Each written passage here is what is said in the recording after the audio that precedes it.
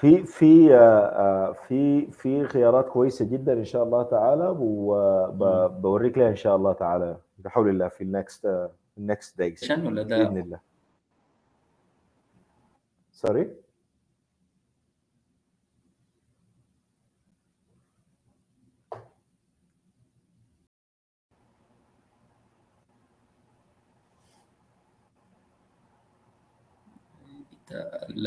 الشبكة عندك قطعت يا هشام. لأ، هو بس لأنه الsession just started على أساس إنه الaudience يبدأ.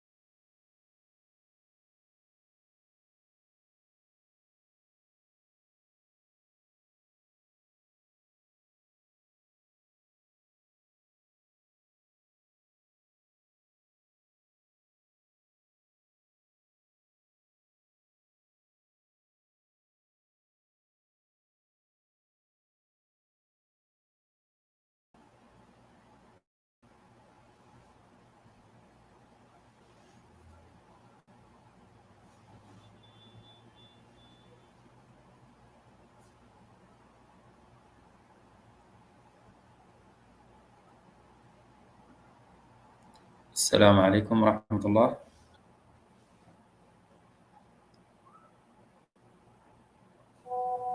عليكم السلام ورحمة الله وبركاته.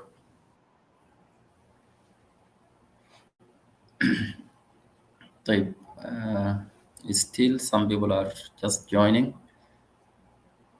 We can give them just a minute.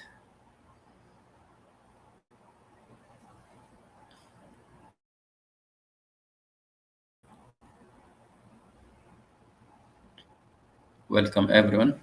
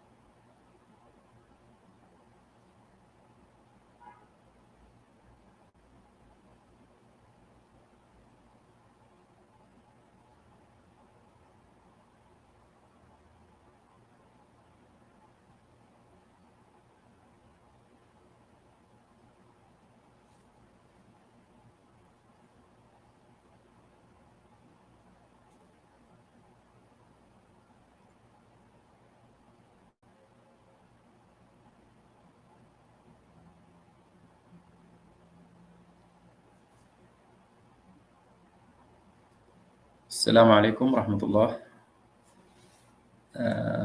I'm here welcoming you to the Shetcom Sudan conference, and particularly to the pre-conference workshops. And I'm very happy to facilitate this workshop, which is about student support, establishing an effective student support system, which is a vital component in health profession education. I welcome you all with all your positions, degrees, and titles, and I hope this session will be fruitful for everyone, starting from me. We can share knowledge, we share experiences about this session and about this topic.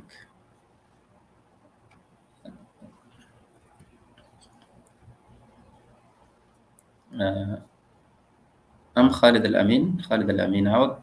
I'm Assistant Professor of Anatomy, Director of the Education Development Center, Faculty of Medicine, University of Khartoum, Sudan. I'm married, father of 3 girls and 2 sons. Medical education is one of my interests since I joined the medical school. It started as just an interest, and in the recent years, I have grown interest in medical education and even in student support system, being the director of the EDC, and at some point I was the Vice Dean for Academic Affairs, under which the student support at the Faculty of Medicine, University of Khartoum was there.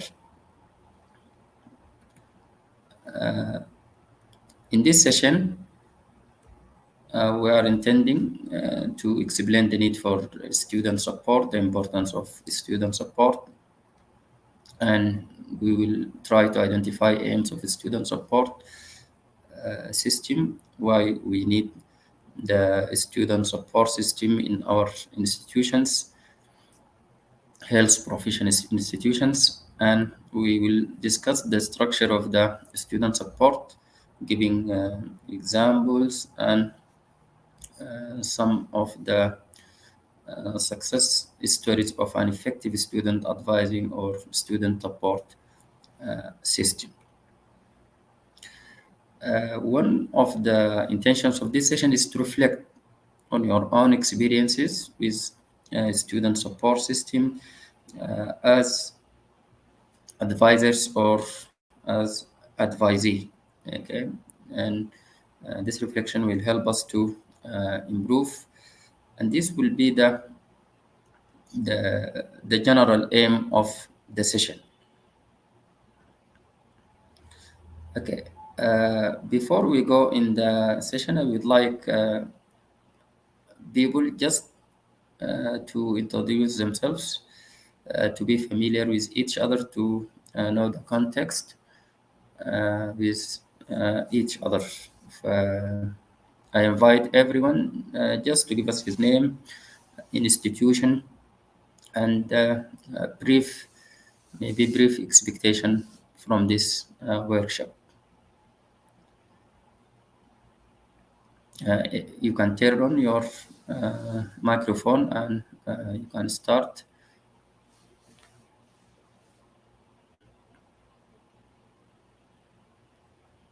ميساء عثمان.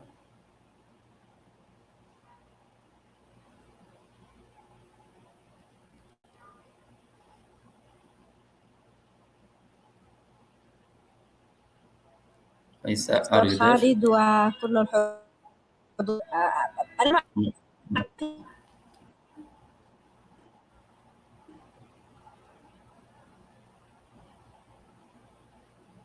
دكتور خالد لا.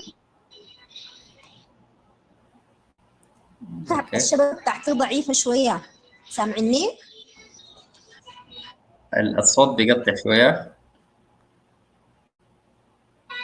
ممكن نمشي لمعاوية وبعدين لو ما يكون عندك available. معاوية.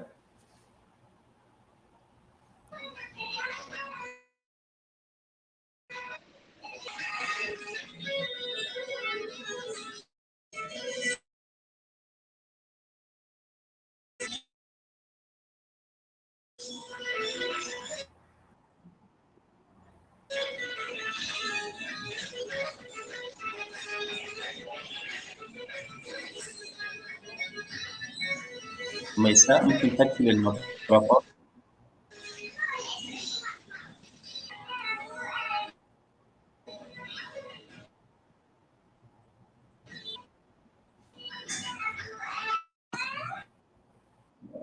اوكي ميساء.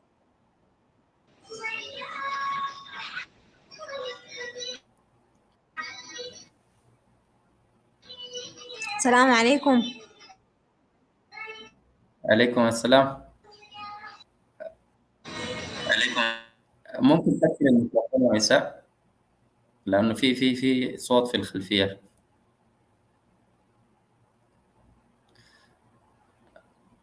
if not possible طيب خلونا to move from أنا كنت عاوز أعمل ايس بريكنج لكن ما مشكلة، ممكن نعمله في الجروب ورك. عندنا جروب ورك إن شاء الله. ممكن نعرف بعض أكثر، يعني مهم جدا الناس نعرف الباك جراوند. we know the background of the participants. But let us move on and we can just do it with group work. Okay. طيب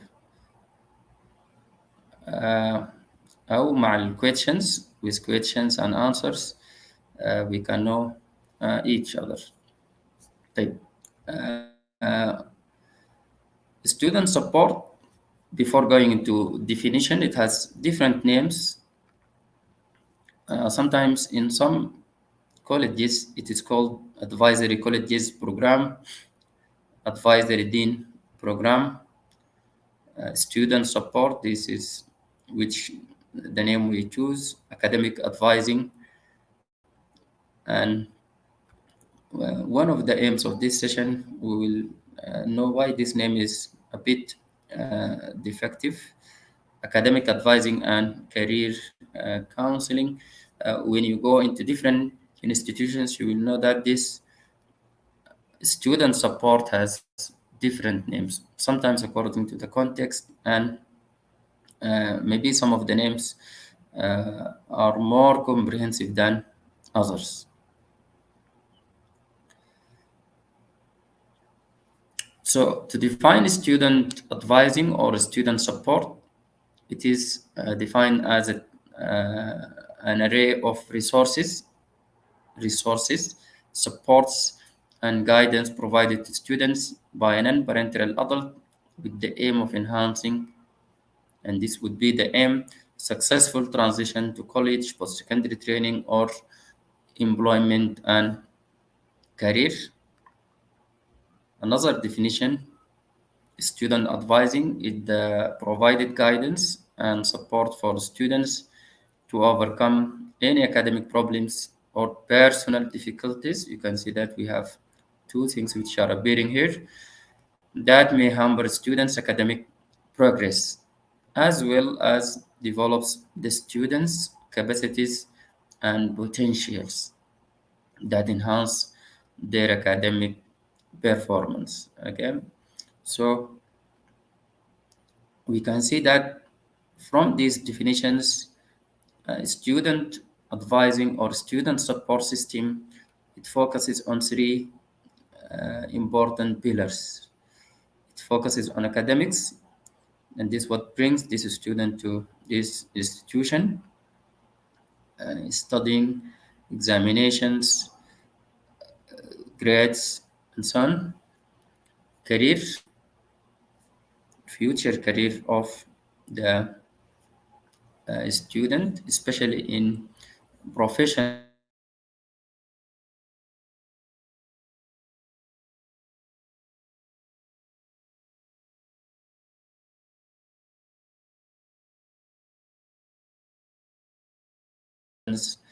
and advice. The third pillar of student advising system is socio-emotional well-being, and that is important because this socio-emotional well-being or personal well-being will affect the academics. Okay, so a student in difficulty for socio-emotional well-being will be in difficulties, and we will go through some of these important things. طيب. Here let me go to you and give you the microphone and tell me why academic advising is important in medicine and health professions. Why is it important? Anyone? Okay, you can just share your thoughts freely. Anything you know about this topic, you can just share it. But before that, just identify yourself. Yes.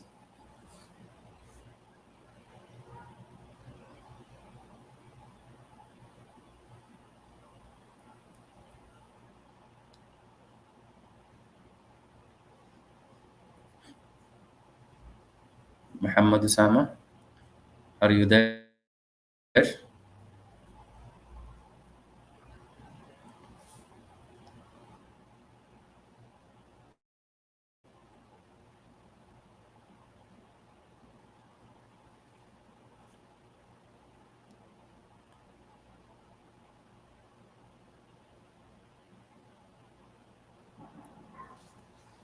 Yes. Anyone? السلام عليكم ورحمة الله. Welcome, Dr. Nusayba. اوكي انا دكتور نسيبة حسب النبي pediatric surgery specialist and anatomist faculty of medicine University of Khartoum. Academic advising needed in medicine and healthcare because there is a lot of new materials, new terms, المواد الجديدة كل يعني بتكون كثيرة وصعبة على الطالب، ممكن يحصل لهم mental block. So most of them they need academic advising, and we really had faced that at the faculty with the students.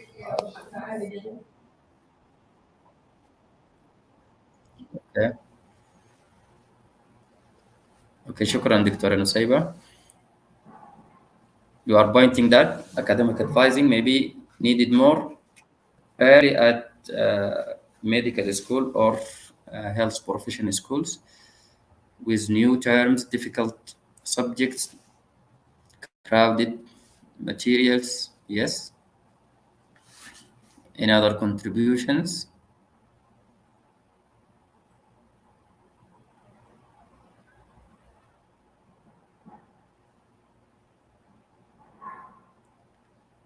Huh?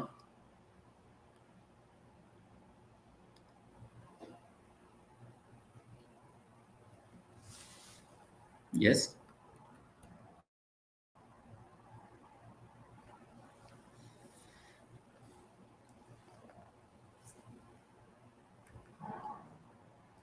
So part of this was mentioned by Dr. Nusayba, tough academic standards.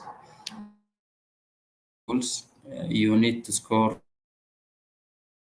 a certain score. You need to reach a certain level to pass a certain level to move to next stage. معلش يا دكتور The خالد. nature and the volume of information given to دكتور students. خالد. We all. Okay. دعاء تفضلي. أيوة، في هنا في الشات بروف أحمد عمر النور بيقول لنا إنه it empowers the students' learning experience and improves the educational outcomes.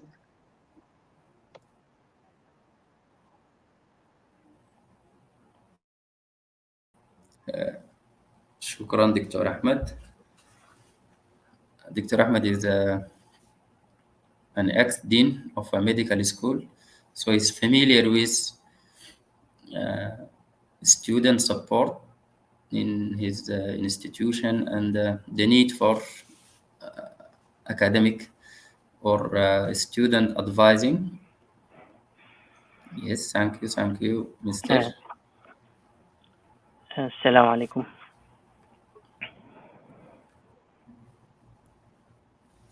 Muhammad Usama, you are welcome. I'm Muhammad Usama Marghani. I'm a lecturer of biochemistry at Sudan University of Science and Technology, Faculty of Medicine. The academic advising is not only or solely required for undergraduate. It is required also for postgraduate and for health professional working in the hospital. One of the reasons of that, for example, for those who are working in hospitals is what we call the burnout, as a new term coming out because of because of the stress of work, the amount of work, and so on. The same applies for those who are working as health professionals and postgraduate students as well, whether at a master degree level or a PhD level, in order to compensate between their work life, their social life, and their studies as well. So the three pillars Dr. Khalid mentioned earlier will always be there for any health professional working or studying or doing both. Okay. So, although we are talking about student support, but we can extend this term beyond that, and maybe we will touch on this. At what point the health professional will need the support to be extended. Okay.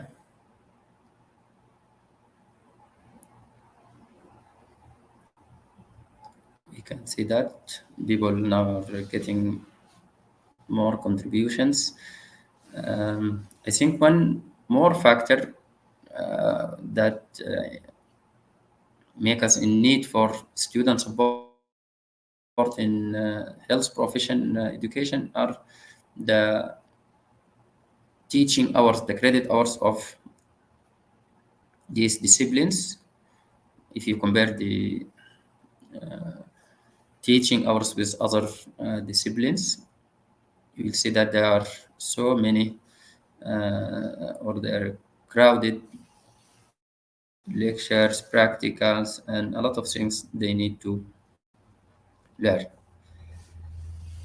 Another factor is interaction with clinical situations, which are sometimes highly emotive and psychologically demanding. So, even beyond the academia and the lectures, and some of these situations faced at hospital during clerkship of the students, and maybe some of us came through this. Okay, these are some of the factors. So, any other stressing factors?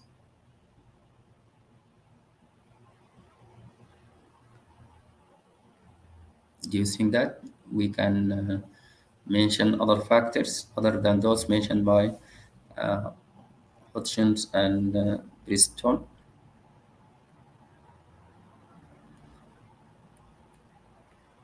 Can you tell me about other stressors?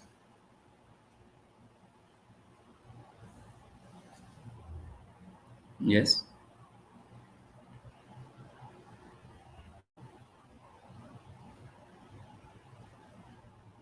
Any other stressors you need to add?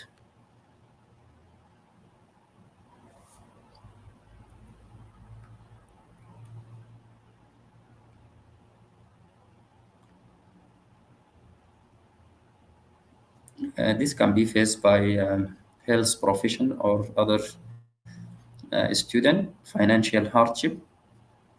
Maybe a lot of us face this during medical school, especially with the high fees of medical school and health professional school. Sometimes we face social difficulties. A lot of stressors can be under these social difficulties, and also we can mention emotional during school. I guess we know this. It is very common to have emotional breakouts during the medical school, and this can be stressor. Okay, so we always need student support, okay, to help the student overcome these stressors, either mentioned here in this slide or in the previous slide.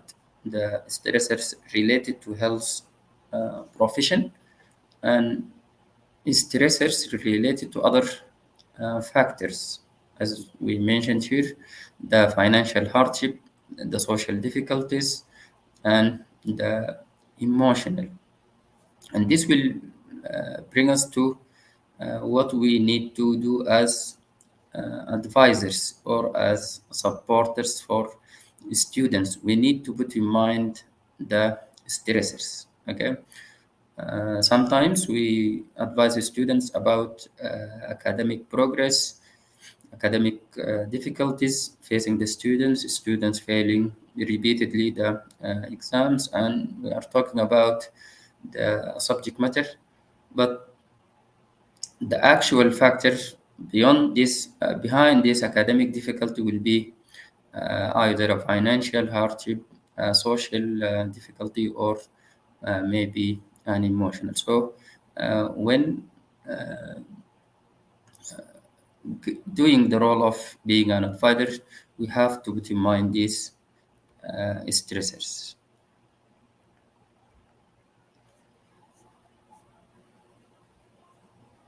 Okay. Still, people are stiff. Some of you, I don't know, but we need to participate, because this is a workshop, not a lecture. We need to share thoughts, experiences. So as health professionals, it is always mentioned that early exposure to patient in the updated newer curricula is a stressing factor. Some people argue that, and you can see that in the newer curricula of medical school and other health profession schools, there is a trend to expose students to patient early in the pathway of medical school. So can we consider this as stressor? Any thoughts about this?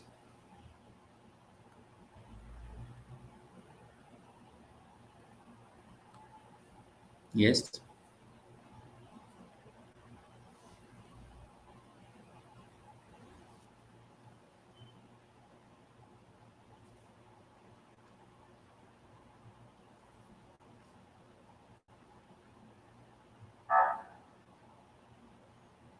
If you have difficulty in speaking, you can just share your thoughts in the chat.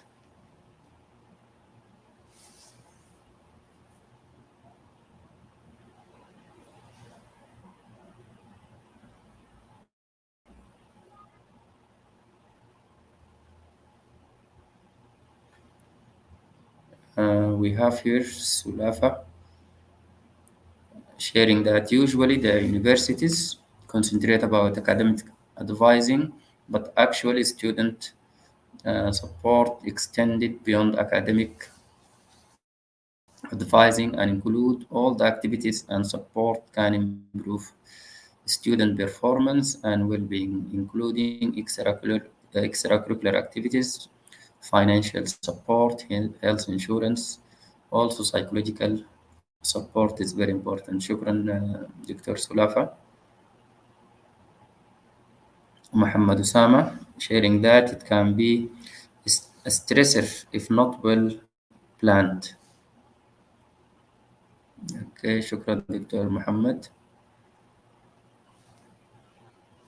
Do we agree with this or not? Any other contributions?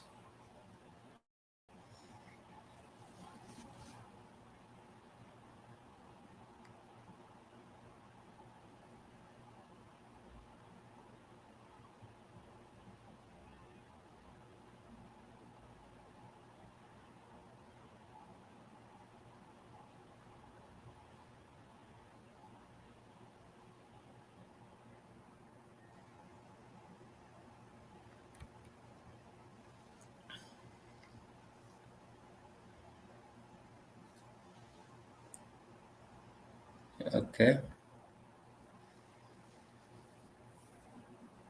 Dr. Dua, we have a group work here. We have a resource, we have a reading material, which is the paper about 12 tips for effective advising system. We will work in 5 groups. Each group should read and discuss the assigned part and present a summary of their discussion. الفكرة إنه we have a paper which is presenting 12 tips but in 5 groups. The paper itself, it group the tips into 5 big groups or key features. And these are policy and system, and this will be done by group 1. Those who will be assigned for group 1, they will tackle policy and system in the paper. Just read the paper and have a discussion about this and present it to the floor. Group 2, people and resources, you will find that you have 2 or 3 tips, and we have group 3, students. Group 4, delivering the support, and group 5, limits of support. Okay, so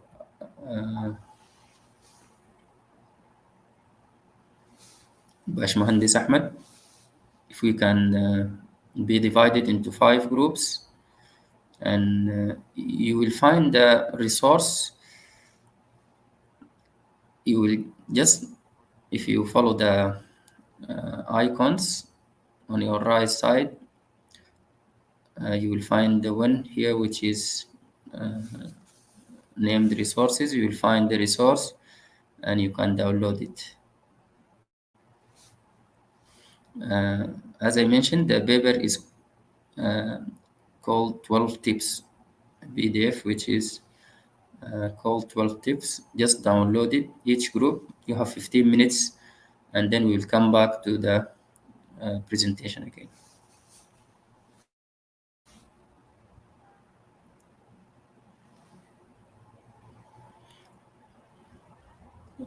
Each group will assign a reporter and a presenter to present the discussion of the group.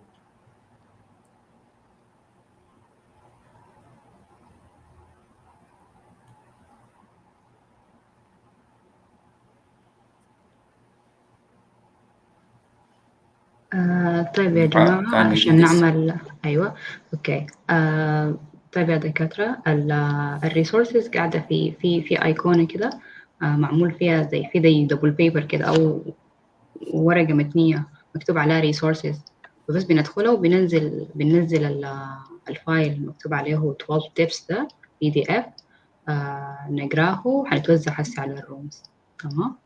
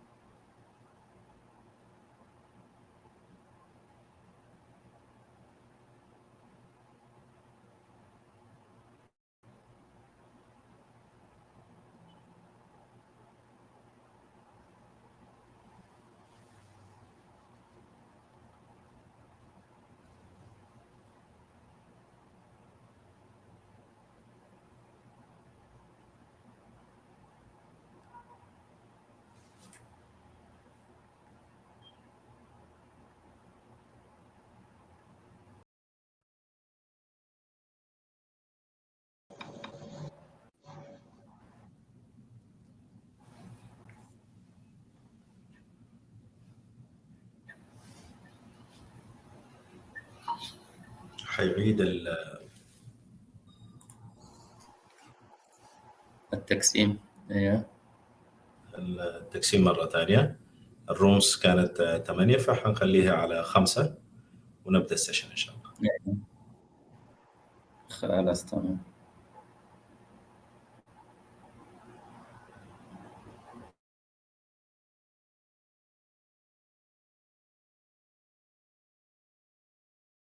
طيب at this point you can download a document من resources right now before you join the breakout room.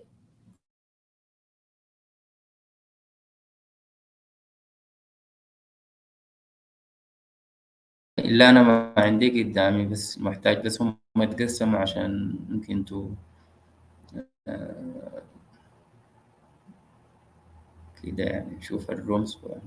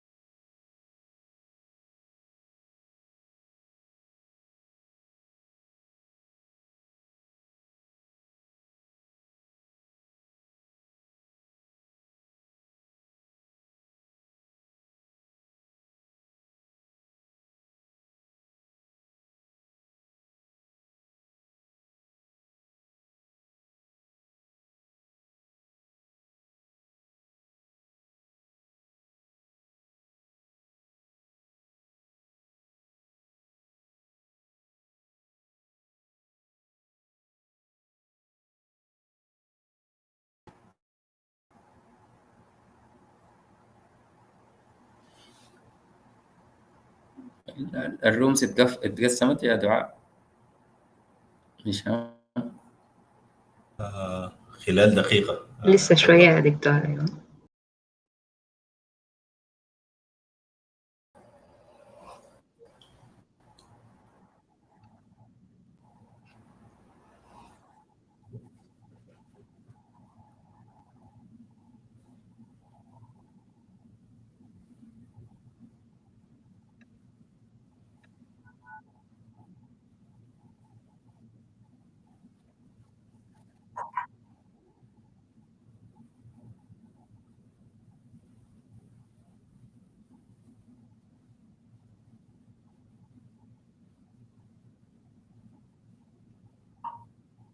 طيب من كل مجموعة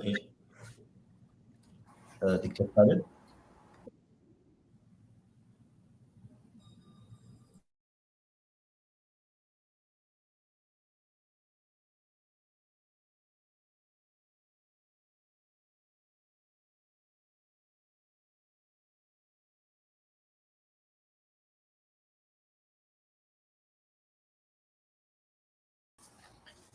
Welcome again.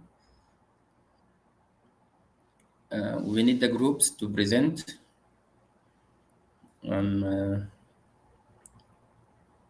We can start with group 1, which contained one participant. Maybe others they have problem in joining the rooms. I don't know what happened, but some of the rooms were with few people. If we can hear Dr. Mariam was at room 1.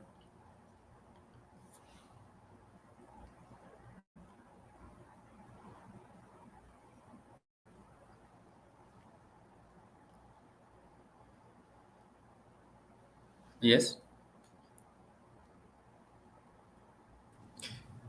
We'll add Dr. Mariam in a minute.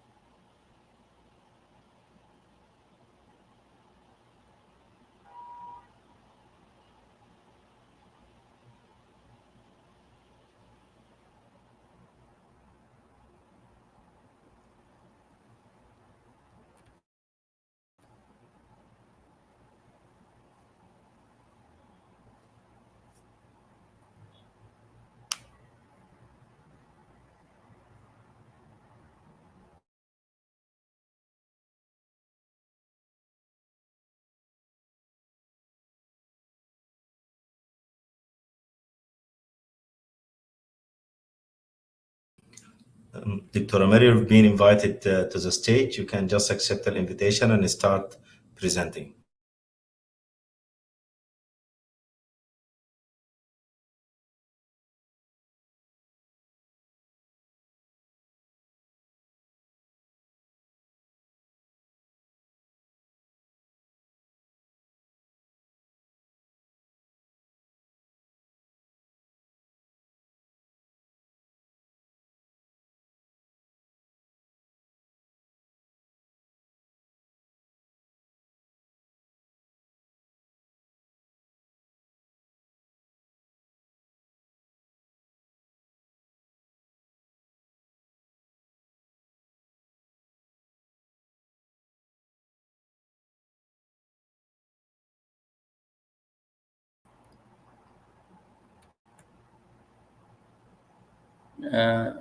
Just to save time, I think maybe Dr. Mariam have a problem. But as I mentioned, this paper is very valuable. It described 12 tips to produce effective advising system. And we cannot skip this part. I will present on behalf of Dr. Mariam. In this part, we have two tips in this key feature, and they are the first part. The first one was to understand the regulatory policy and the strategic context. For any system to be formulated, you need to have policies and systems, so you should have written policies. And I hope this would be very clear for you. We can't start the system without this. We need to have a system to be robust and working well. We need to have policies. We need to have systems. And in this respect, one of the tips provided by the author of this paper is not to invent the wheel, because if you go back and you look in other universities, you will find that there is written policies, but you need just to adapt, modify according to your context and to your traditions and so on. Okay, so we don't need to copy and paste everything. We need to look what others did, and we need to modify accordingly. Okay, so to be clear, we need to have systems, we have to have regulations, we have to have policies, and all can be done in one policy. We can name it, for example, student support policy, and inside you can put the regulations and so on. Tip 2, it is about establishing a clear, transparent management system and processes. After you put the policies, these policies will indicate what you need. Do we need to have it as a unit, as a department? Does it work with the vice dean, with the dean, with the student affairs? How it relates to the university student affairs part, and so on. So we need to make management which is very clear, which is very transparent in this respect, with all responsibilities and everything very clear. One of the important things which is he gave us as an advice is to involve students in the advising system, in the committees. So we will form committees, different committees to manage the system, but in these different committees we need to assign a student representative. But if the student support is discussing something about one of the students, we need to discuss it without the student representative. Okay, so this is for the key feature 1, which included 2 tips. The first one is about policies, and the second one is about establishing a clear, transparent management system and processes. Okay, let us move to group 2, who is presenting on behalf of group 2.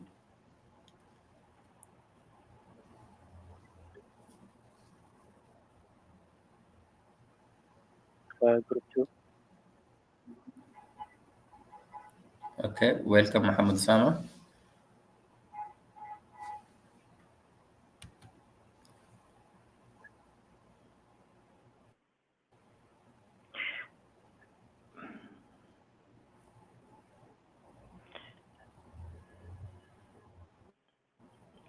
If possible, I would like to share my screen to use our version of presentation.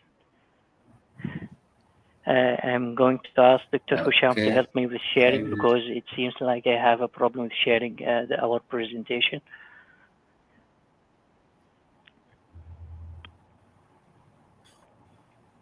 Okay, 1 minute.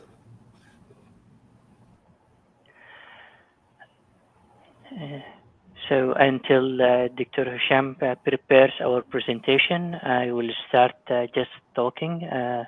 My name is Mohammed Hussam Marwan Ibrahim, and I'm a lecturer of biochemistry at the Sudan University of Science and Technology, Faculty of Medicine. I am happy to present on behalf of Break Room 2, which included my colleagues, Dr. Samah Badr, Dr. Mawiya Ahmed, and Dr. Razaz. And we are going to talk about another 2 tips about how to effectively conduct or support students in undergraduate medical education. The 2 points we are going to I'm going to talk about is about people and resources. Let me. Okay, we can start now. Thank you very much, Dr. Husham. So from the paper, Effective Student Support in Undergraduate Medical Education, People and Resources, we are the Break Room 2 members, and we are going to talk about 2 tips regarding people and resources. Okay, next please.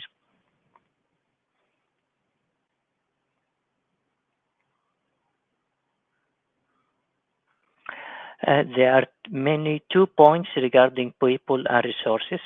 The first one is to know and to use university services, and the second one is to identify staff roles and responsibilities. Let us start by knowing and using the university services.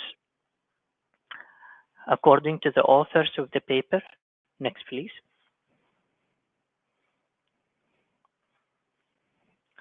Next. According to the authors, we need to know and use the variable university services located in each university. Firstly, by defining the services that will be provided in each university and each certain community. And secondly, we need to assign staff members for each committee or for each services. And finally, to schedule at least 2 or 3 periodic meetings in a year between all these committees in order to organize the work together. An example of such services that could be afforded or catered by the university include counseling, disability, financial, housing, study skills, and specialist tuition, occupational health, and others. But to avoid repetition and to make sure that all these services are provided in a proper way without contradicting each other, such periodic meetings are required. And another important thing is to define beforehand what are the services that can be provided and inform the students about them, and the regular meetings between the staff will help the communication and will help how to organize the providing these services to the students. The second point, next please.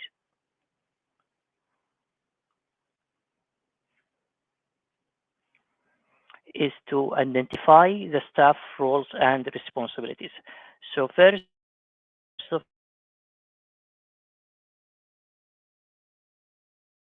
all, the roles and responsibilities for all and what are their job description, and we should avoid repetition and interference between academic job descriptions and other responsibilities. So the staff responsible for the support should be dedicated for support and for their services. Support roles such as personal and academic tutors and disability officers, such different examples and such different services should be allocated to a specific person or specific staff members. Integrative roles like disciplinary, fitness to practice, assessment, and academic progression proceeding. This requires a separate staff, and of course, at all time, we need to make sure that the faculty development is continuously running, and the staff are trained to do their own responsibilities.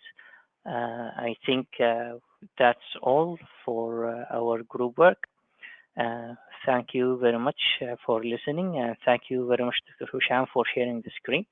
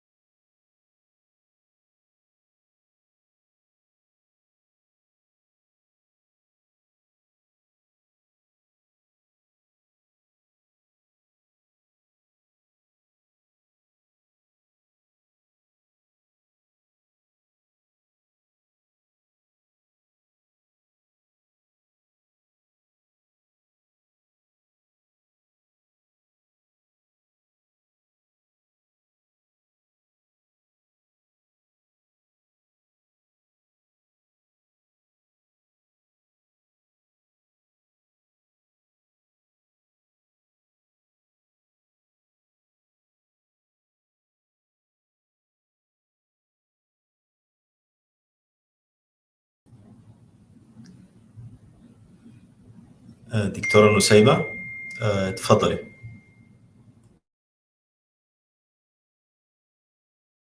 طيب okay. السلام عليكم ورحمة الله. I'm Dr. Nusayba. I will present on behalf of Group 5, me and Dr. Sarah. I will be presenting the summary of tip 11 and tip 12. Can you hear me?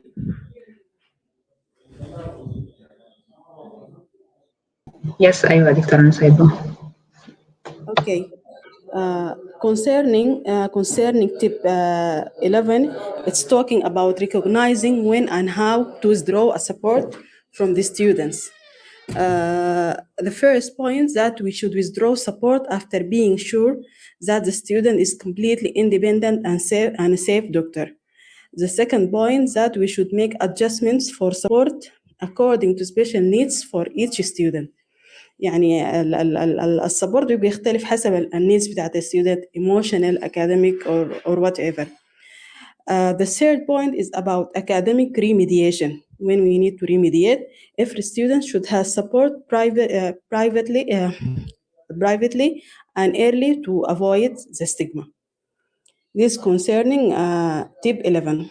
Concerning tip 12, it's when it's to recognize when to shift from a support to sanction.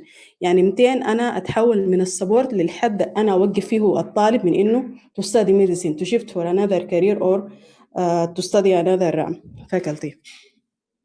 The main aim for any medical institute or university is to graduate a safe doctor. So standards should be clear from the beginning that have been put by the institute, by medical institute like Sudan Medical Council. For example, here in this paper we have the GMC standards. Those standards should be clear for those struggling students, and when to stop them and to advise them to choose another career. So the supporting process should start early, so you can pick up those students from early. The supporting staff should observe them and knowing clearly when to stop the student and to advise him to stop here and to choose another career to study on. Thank you.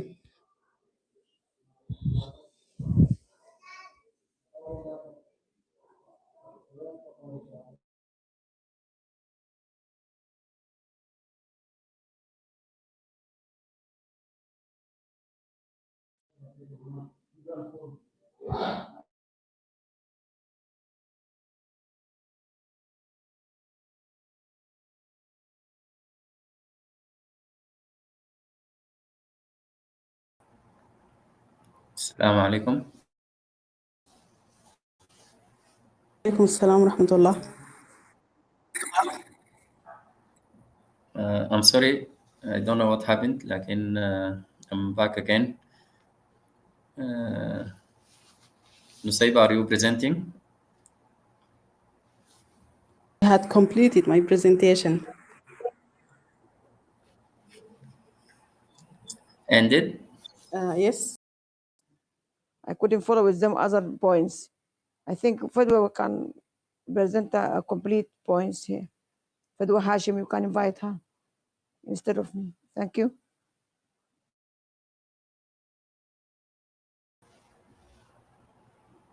We can welcome Dr. Fadwa.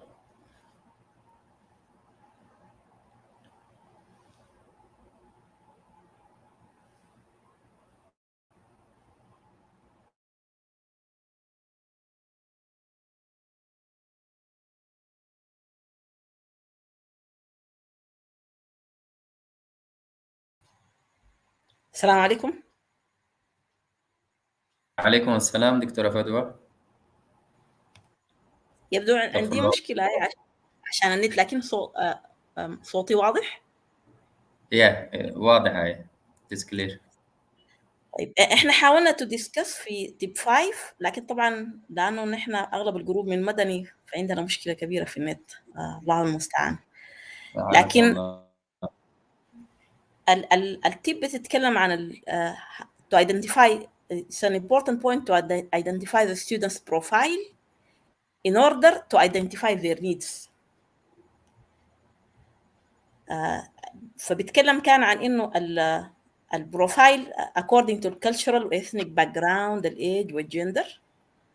وكانت ناقشنا أنا ودكتورة نوال إنه إحنا عندنا تجربة هنا، أي بيكون عندنا students، أي بيكون عندنا مجموعة، لكن مجموعة كبيرة، يعني المجموعة بتكون 30 to 40 students، فيمكن بيكون شوية في difficulty في الحتة بتاعت to identify البروفايل بتاعهم مع الأعداد الكبيرة دي. بعدين كان في نقطة بتتكلم عن إنه بعض ال students they don't disclose their problems لعدة أسباب ذكرت، مثلا إنه عنده fear من البير، أو إنه يبقى عنده stigmatism أو fear من الفاميلي أو البيرنتس وكده. فبيكون محتاجين إحنا يكون عندنا proactive approach كeducators، إنه نحن to identify أي student عنده problem early proactively قبل ما تحصل المشكلة وتصل مراحل يبقى very difficult to manage تاني. وآخر حاجة كان بيتكلم عنها التيب إنه أنا بحتاج كإديوكيتر أعتمد على الإكسبيرينس بتاعتي والإكسبيرينس بتاعت other colleagues، أستعين بهم through professional networking أو أعتمد على حاجات published in order to support my students. تقريبا دي كده كانت اتباعي. وفي تيبل كان واضح فيها إنه المشاكل ممكن تكون من وين. يعني مشكلة في learning skills، في knowledge، بعض students بيكونوا immature، بعض students بيكون أصلاً عندهم مشاكل around من حاجات تانية. في other tips أنا ما بستحضرها هسي، في أو other points في التيب ما بستحضرها.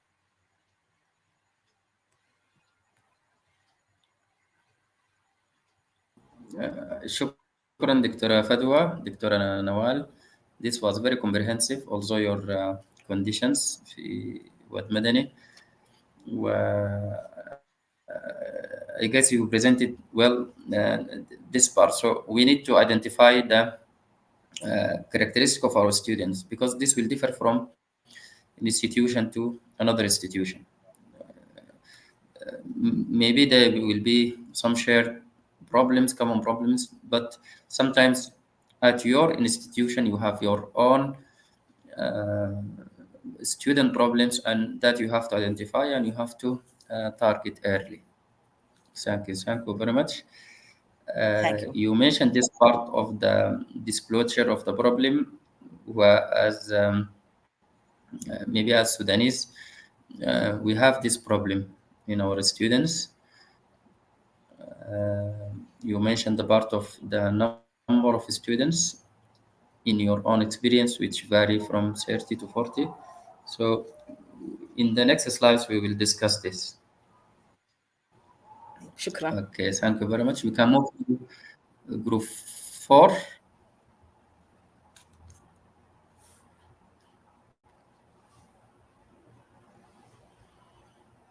Group 4 كان فيه just شخص واحد. دكتورة عايشة. عايشة ولا أيوة دكتورة عايشة عثمان. Yeah, she has a lot of work, a lot of tips.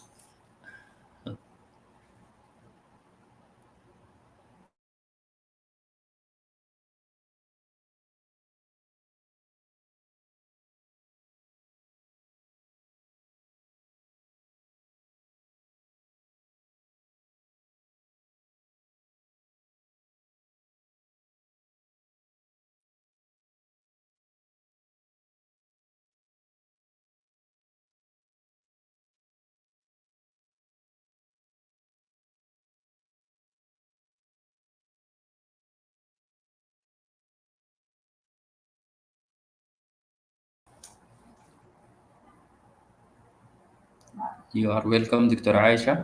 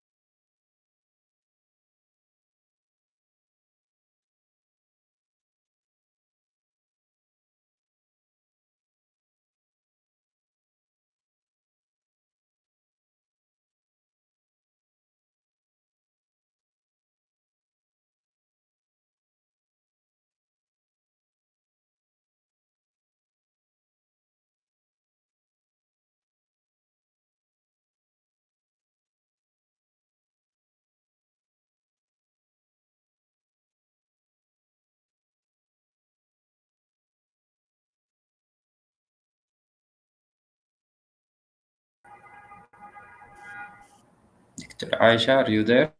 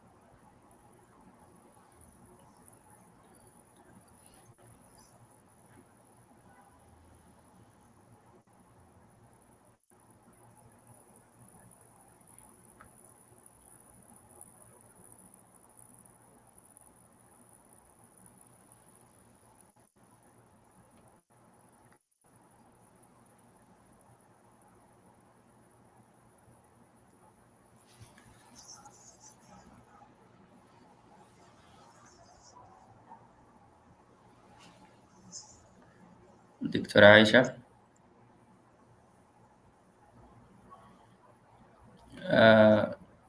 If we can just move.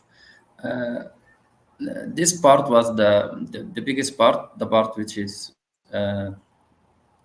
involving delivering the support. So if you formulate your policies, if you formulate the management system, if you identified your students and their needs, so then you need to deliver the support. So tip 6 is about to communicate guidance widely, what you have done, maybe through workshops, through lectures, meetings. You need to communicate the guides to both the students and teachers.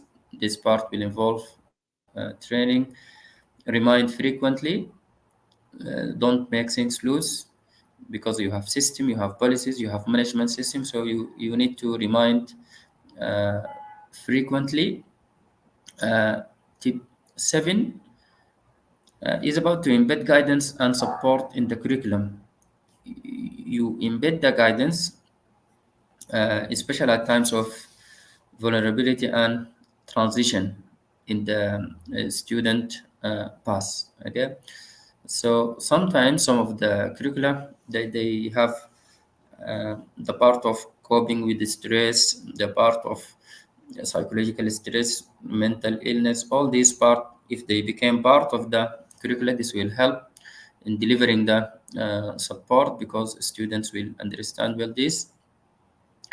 Tip 8 is about to recognize that students on clinical placement have different requirements. And I guess we have came across this in the part which we talked about the emotional and highly emotive clinical cases. Sometimes if the students attended this critically ill patients and so on. So sometimes the student at clinical placement, they have their own needs, so you should be careful about them. Support system need multiple access point. This will be important to facilitate peer support. So we need to have multiple access point.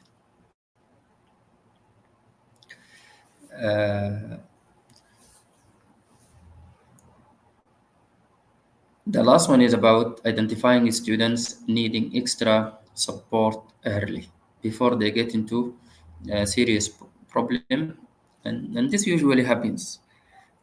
Sometimes if we revise our list of students, we find that students repeating the years, students exiting the programs, students.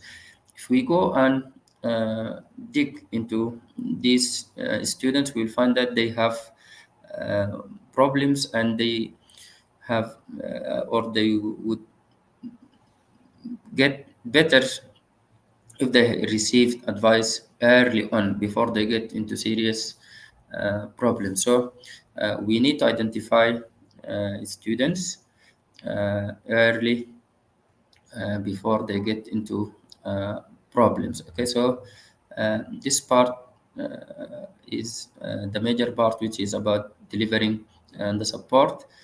And the last two tips were presented by Dr. Nusayba and Sarah, and it was about limits of support, when to win, when to end and withdraw the support, and shifting from support to sanction.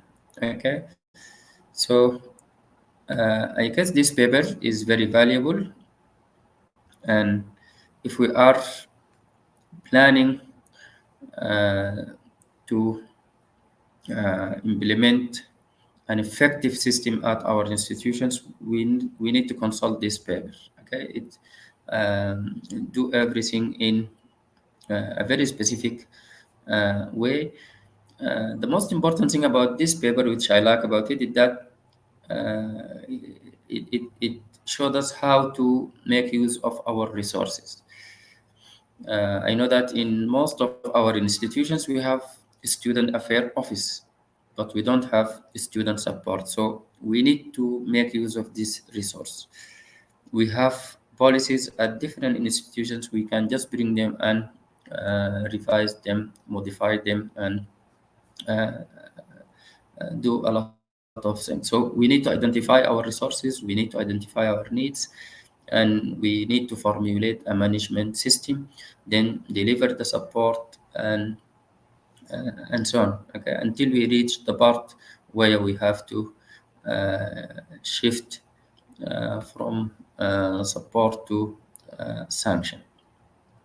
Okay, thank you for everyone who shared in this discussion. If we go back to our presentation, let us talk about the aims of a student support system. And this was very clear in what we have done. The system we needed to enable students to address and develop insight into their needs. Sometimes the students are unaware of their needs, and they are not aware of their problems. So we need to address this, enabling them to continue independently in their studies and subsequent medical practice. And this is one of the aims of student support. We don't wait for problems to occur and then solve this problem. This may be part of another part of the institution, but we need to make the students aware of their potentials. Okay, and this will help them continue independently if they face problems in their future career. As mentioned by Dr. Muhammad Osama earlier, he talked about burnout, which is very trending in doctors, especially young doctors going into training. If at the school time we embedded this into them, this will make them independent, not as learners, but even at solving their problems, knowing their potential. Okay, so the student support provides support should cover diverse needs, multiple needs, different needs of students, as mentioned by Dr. Aisha. In the part of the students, we have to identify their needs, and then we need to look at the specialist needs. And here we have to have, as mentioned in the 12 tips, we have to have referral points. As an advisor, sometimes you cannot tackle these problems. So if you need any other source of support, you can just consult it. Okay. Let me mention, for example, at the Faculty of Medicine, University of Khartoum, we have what we call Waqf al-Baghdadi. And this will support the students, but it is not under the umbrella of student support. It is part of a different. So if we are faced with a student who is facing financial hardship, So we can just refer this student to this specialist need. If we have a student with a psychiatric illness, you as an advisor, you are not a psychiatrist, so you need to identify this need and to refer the student. We need to identify struggling students early, as we mentioned, and prepare students to survive the rigors of career in medicine. We have to prepare them. We have to train them to identify their potential. Okay, so these are the areas of support. And if you look at this, we're not mentioning here academic support. Okay, I need people to differentiate between this. Academic support is part of student support. Okay, student well-being is very important. If the student is doing well in other parts, he can do well in his academic. To achieve goals and aims mentioned earlier, we need to keep track of student records. So in our management system, we have to have records about the progress. We should have records of each student. Set appointments to meet advisors. Okay.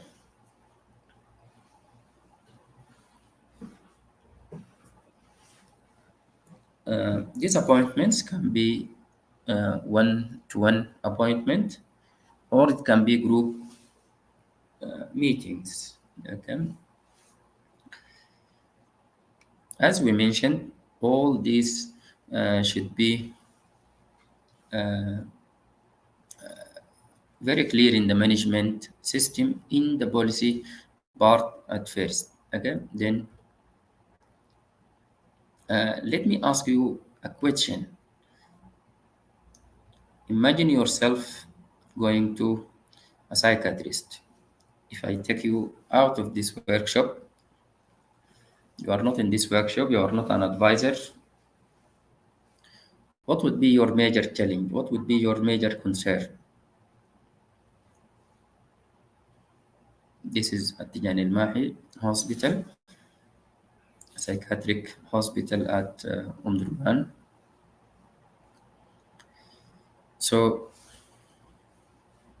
or if you are going to a clinic which is having this label, ex doctor who is a psychiatrist, what would be your major concern?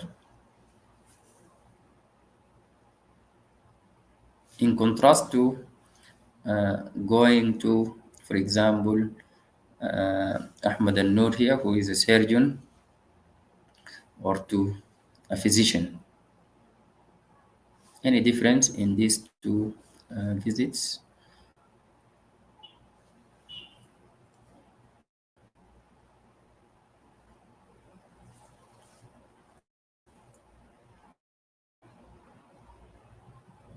Yes?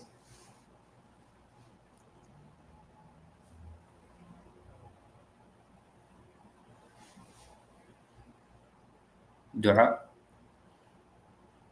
what would be your concern?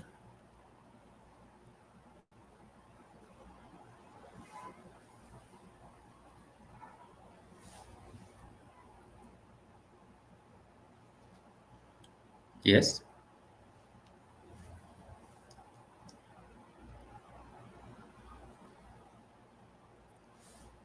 Hmm?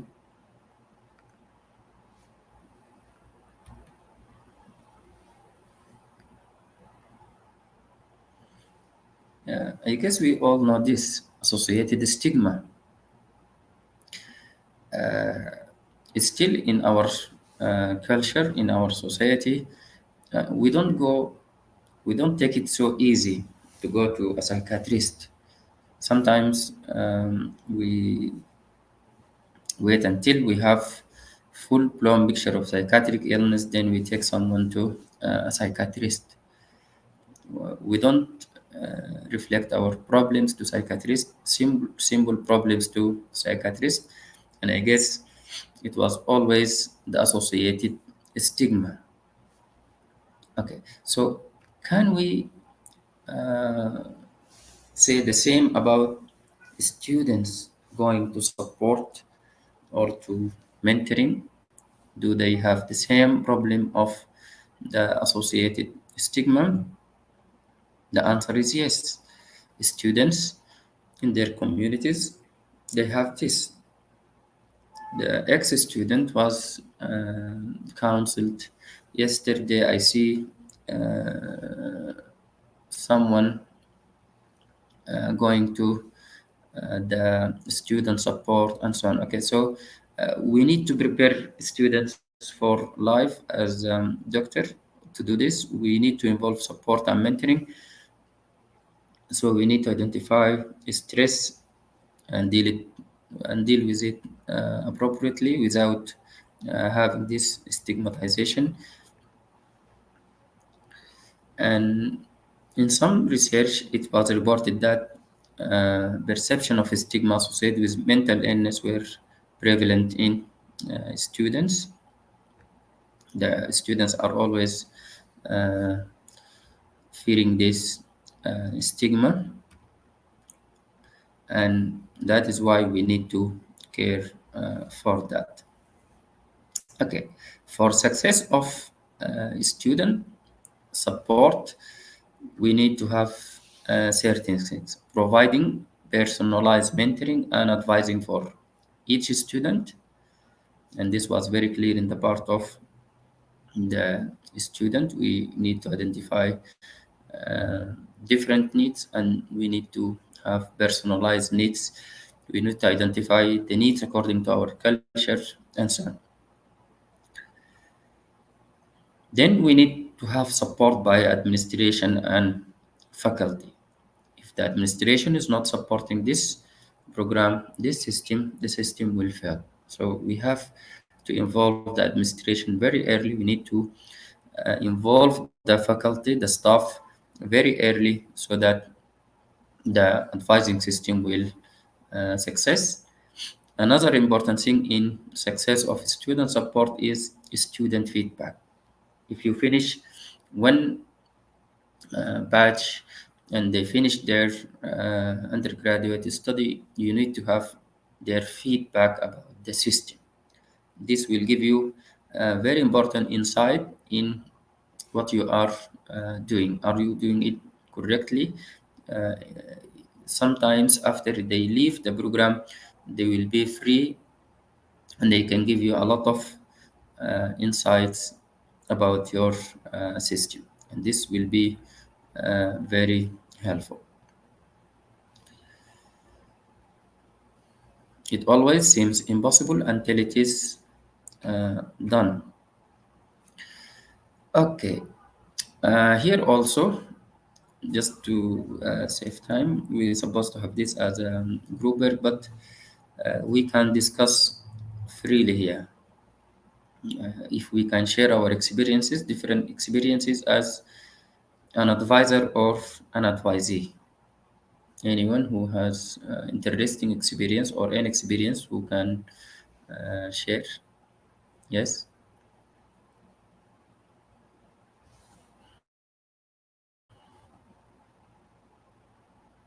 If you have problem with internet, you can just write at the chat, or you can open your microphone and talk.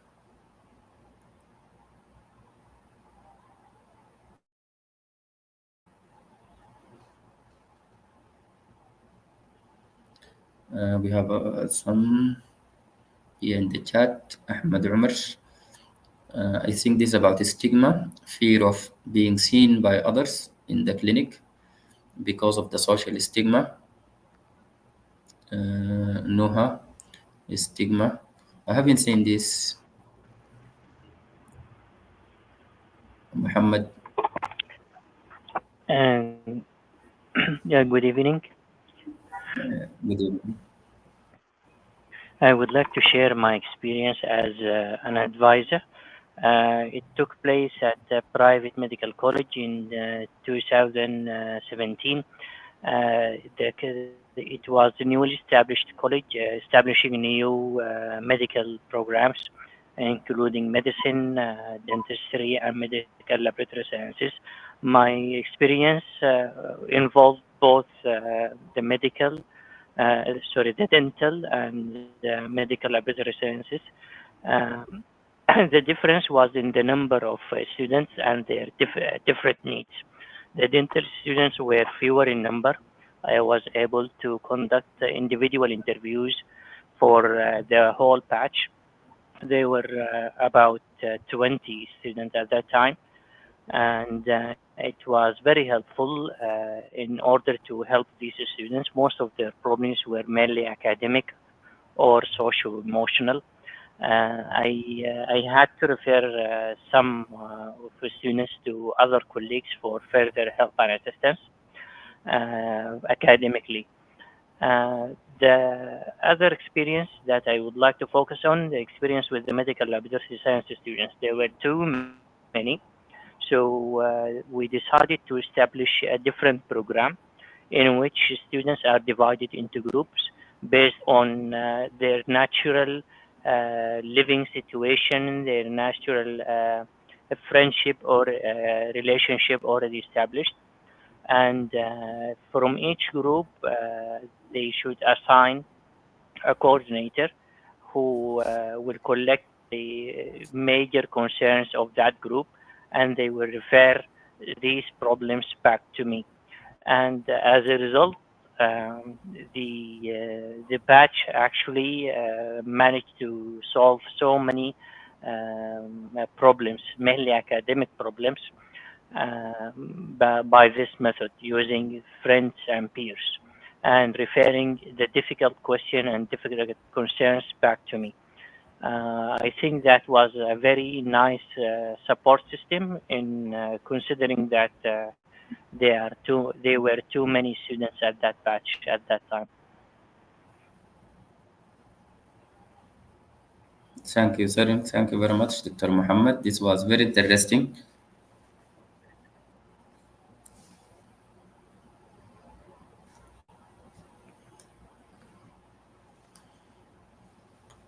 Anyone who has an interesting experience as an advisee that you benefited from advising system?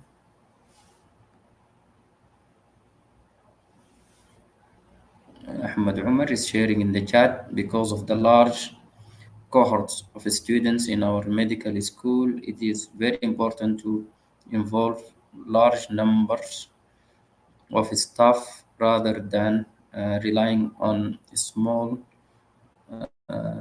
core of student support team. Okay.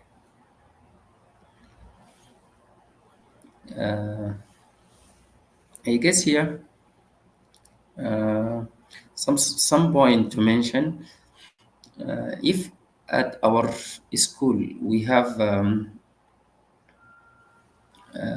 psychologist, maybe one or two, this will be as one resource of the student support. Okay, so what we need to make use of our staff as advisor for student support, and as mentioned earlier, we will tackle the problems that we can tackle as staff. But if we have a difficult situation, then we need to refer this student to this unit. This unit, the psychology unit, student counseling unit, this is very important to label it like this. This would be as one resource. So, because usually in our institutions, this will be maybe one or two, so they will not be able to see a cohort of 800, maybe 900, maybe more than 1,000 students. Okay, so as advisors, we need to have them as mentors. Then if we are faced with difficult problems, we can refer to other specialized units. Okay. We don't have any experience as an advisee. Maybe later we can have this.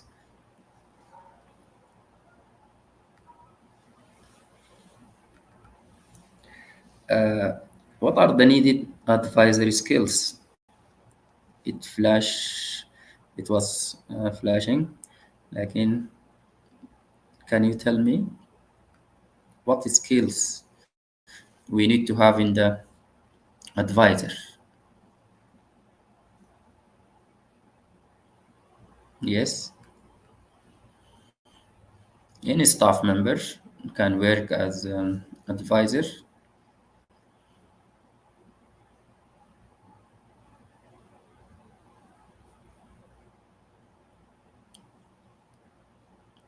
Anyone can work as an advisor, or we need to have certain skills, and we need to train the staff.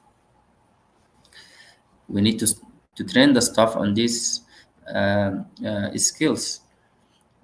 We need skills in group counseling, skills in listening, skills of decision making, helping the student to have a decision. You will not make a decision for the student, but you will help the students have the decision making, problem solving, organizing, to organize your sessions, to organize the work of the students, time management, leadership, and very importantly, empathy. Okay, we need to have these skills, and here let me focus on the skill of listening. One of the important things about student support and mentoring is listening. Why? Because sometimes we need to listen, and we need to have the students. Some of the students, if they just tell you their problems, they will get relief. Again, so sometimes we don't need to interrupt the students. We need to listen where we need to listen. And one important thing is that our advising should not be directive. As mentioned earlier, we need to build the potentials in the student, so they will be very effective in supporting themselves, knowing their strengths and knowing their areas of improvement. Okay, so we need to listen to students, and we need to use the reflective model in advising. Okay, we need to if student tell me about his problem, then you need to help the student think. What do you think the solution for this problem? What do you know about this and how it can be solved, and so on? Okay, so in the advisor, we need certain skills that help the advisor to tackle the problems. Okay. Structure of the advising system. After doing this 12-tip group work, we are very familiar about this structure. In our institutions, if we go back and see, we usually have two forms of advising system, or two systems of support. We can have the formal with less advisors, assigned advisors, or we can have less formal incorporating volunteer staff with variable frequency of encounters. This will depend on the interest of the staff. Some of the staff are interested in student support more than others. So in the less formal, the sessions and the encounters will be variable according to the time, how the staff is busy. Is he doing a lot of research? Is he doing so and so? And the interest, availability, and the rest of the staff, and even experience to students. And this less formal will depend on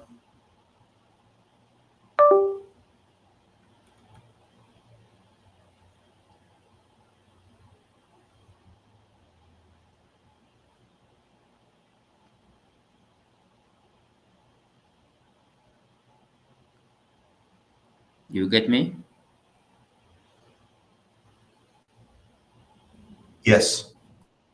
Okay, I don't know what happened.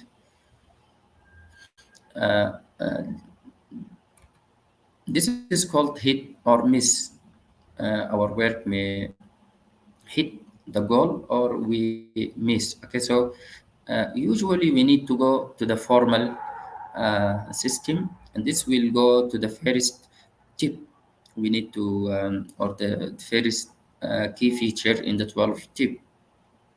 We need to have policies, we need to have a system, and we have to, after that, convey this to the staff and students. So we will have a formal student support system, which is more effective than the less formal part, which is dependent on the staff, the students. We may hit the goal or we may miss the goal. Okay. Sometimes the advising system is organized thematically by areas of special interest or special need. Accordingly, we can have different part. The part which is for financial support, psychological support,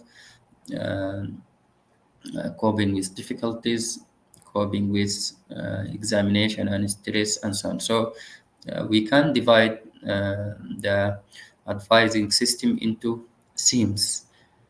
And while we are doing the system and the support, then we can refer student to these different themes. Sometimes the students are randomly assigned to advisors. And as we mentioned, the advisor then will refer student with specialized interest to appropriate faculty. I know that Dr. Hisham is good in dealing with psychological stresses and so on. Then I can refer him, or I can refer the student to the theme which tackle this problem. As we mentioned, we can refer the students and we help them go through his financial hardship. You can help him how to overcome this problem. When arranging meeting with the students, this meeting can be infrequent. In the case of general meeting, identifying the students, if everything is going well, the students are doing well in their academia, and you don't identify any social or personal problems, then the meeting can be infrequent. Or sometimes they are organized regular meetings with arranged with the staff hours. So you need to choose what to do. As mentioned by Muhammad Usama, Ahmed Umar, sometimes we face the challenge of the numbers of students in our context. Okay, let me share with you some success stories. We have the Columbia University College of Physicians and Surgeons. They develop what they call advising dean program. As we mentioned earlier, sometimes the student support have different names. In their case, it is called the advising dean program, and this was formulated on the goals of career counseling, student-faculty connection, introduction to humanism and professionalism, stress reduction, and ongoing support and guidance for students. From where they get this was identified by the faculty. They seen that the career counseling was not there, or it was infrequent. They felt a disconnection between faculty and students, and they wanted to embed humanism and professionalism in the students in their medical school. They have seen stress at times of examinations, at times of hard times in the school, and so they formulated these goals. They formulated the system, and that was very successful. And even they had this paper, which is detailing all these success stories. You can just consult this paper. One of the things they which we need to be done, and we have to stress on it, is staff training. We need to train the staff to be equipped to advise, guide, and support the students in their academic and professional development and extracurricular activities. I think staff training is very important. Sometimes in some schools, we have a new teacher, we have a teacher who is not available for the students, and the students are looking for him. And even if the students find him, they know what to do. The students will tell them, "You are our advisor," but he don't know. Yeah, this staff member doesn't know what to do and how to do it. Okay, so staff training in form of workshops and brochures and so on can help the staff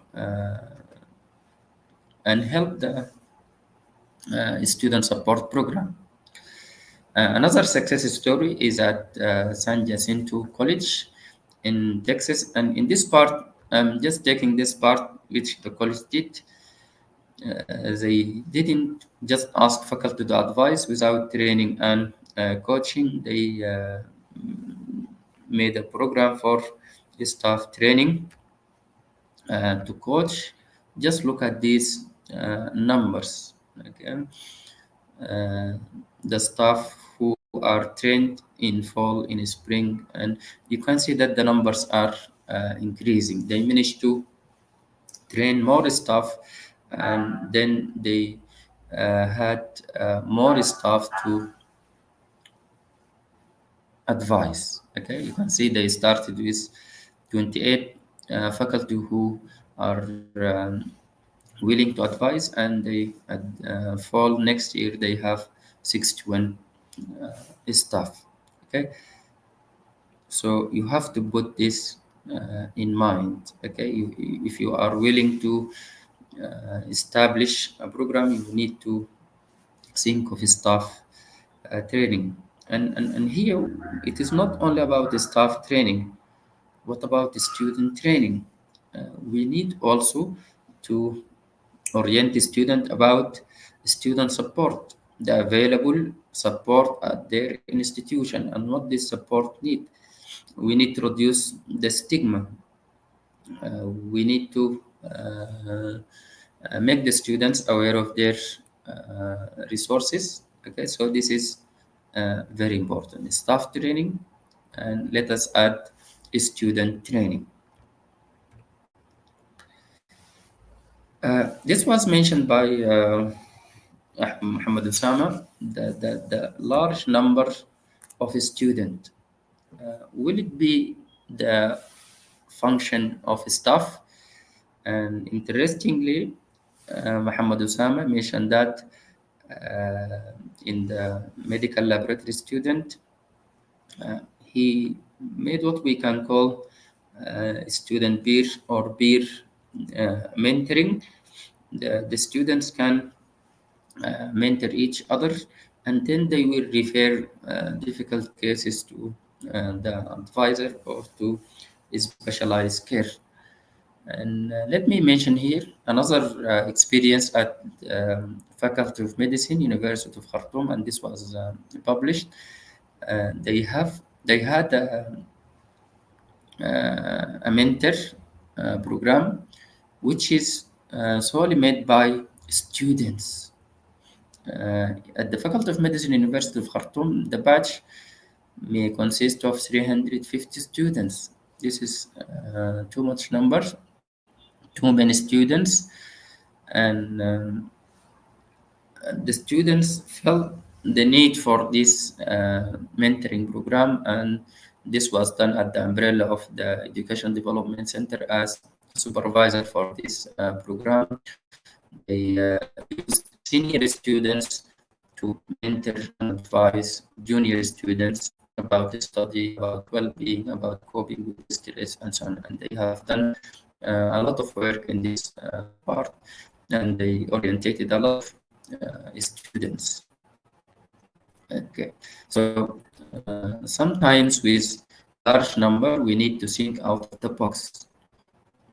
We don't just sit and say that this cannot be done. We need to be creative. We need to think about ways out of that. Student advising can be done by a range of adults, advisors, psychologists, psychiatrists, and trained student advocates, community mentors. We can have meetings with community mentors, academic and career coaches,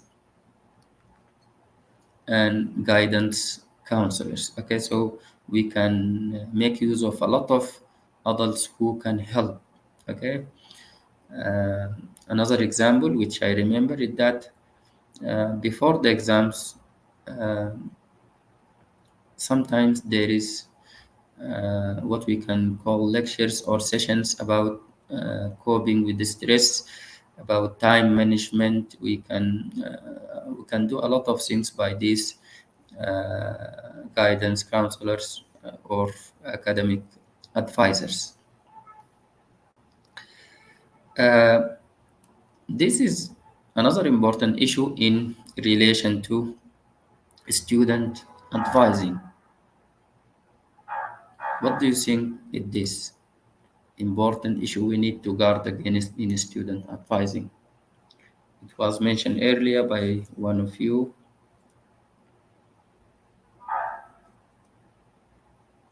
Yes?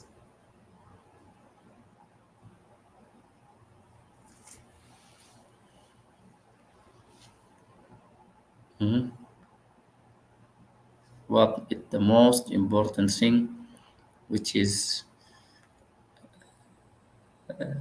we need to cater for?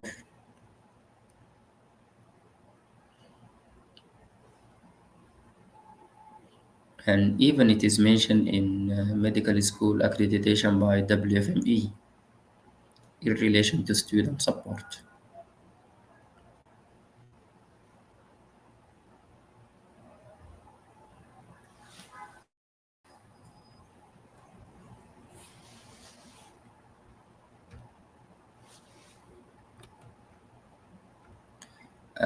We need to cater for confidentiality. If we need our program to be successful, we have to have confidentiality as an important issue when doing this. And as I mentioned, it was mentioned earlier by some of you in the discussions.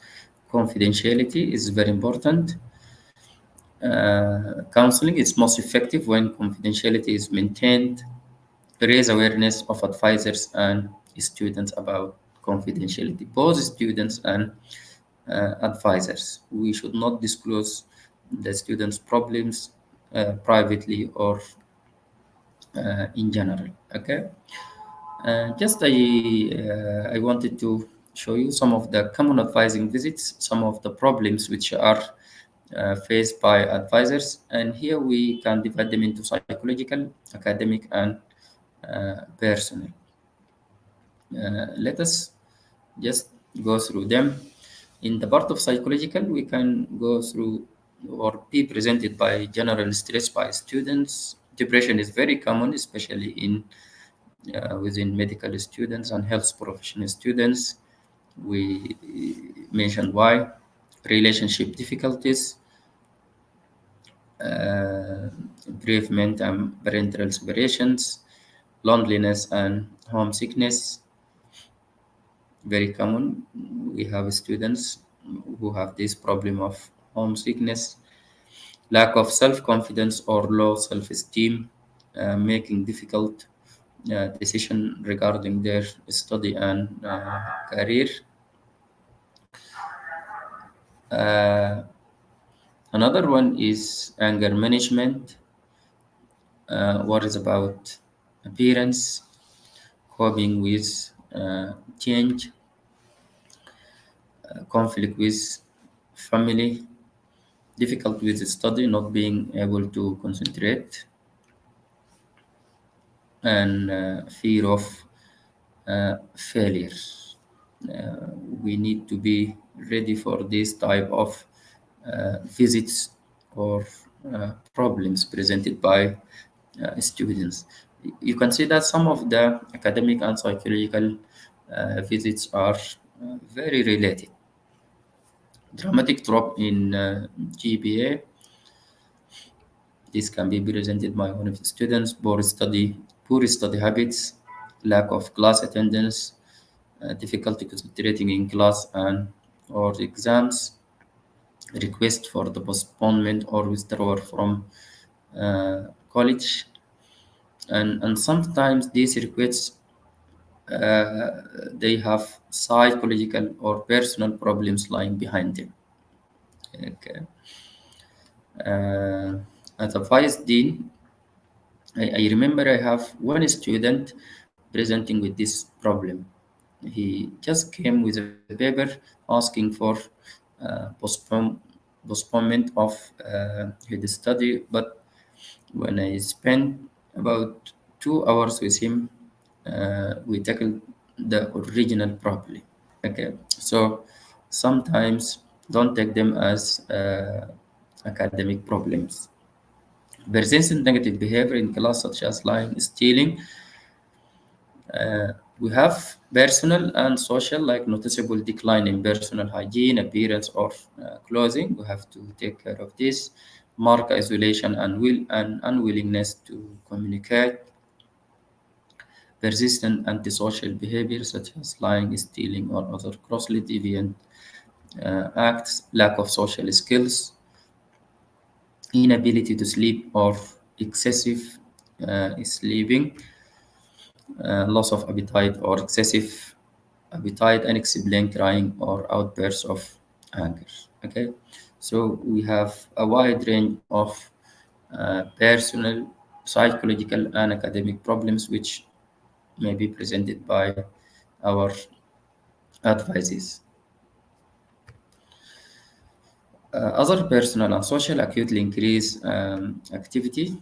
This is less talking or extreme restlessness, unusual irritability, thought disorder or feeling of persecution, irrational worrying or expressions of fear, death of a family member or a close friend, complaint from any type of abuse.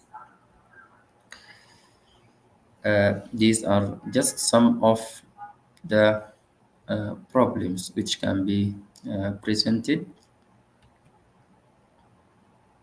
Let us spend some time. We can have some questions, comments, and concerns, additions. If you have any other experience you want to share, interesting ones. Yes, the floor is yours.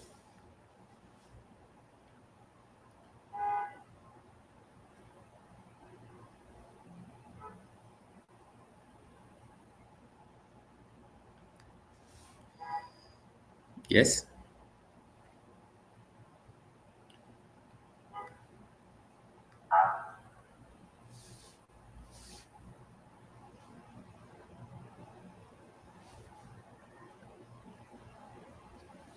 فدوى.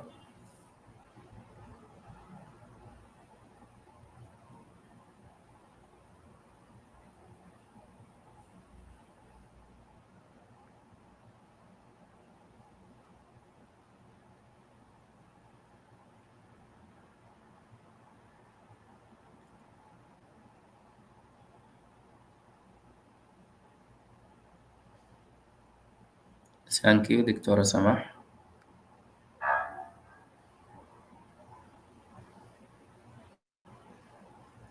If you can, Fadwa,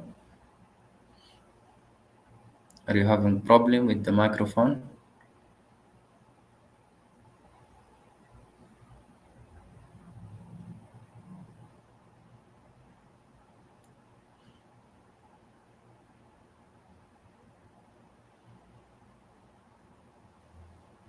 Who has student support at his institution? Who has a working, or you think you have a working student support?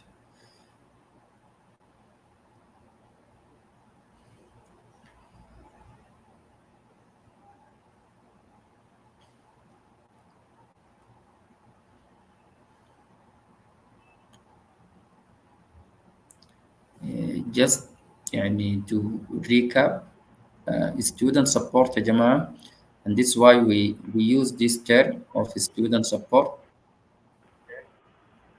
that it includes all arrays of services provided to students. السلام عليكم. عليكم السلام ساجدة. أهلا وسهلا دكتور، شكرا على المحاضرة القيمة صراحة. أنا عندي خبرة أو I had an experience of student support program. I was part of designing a student support program in the Faculty of Dentistry, University of Khartoum.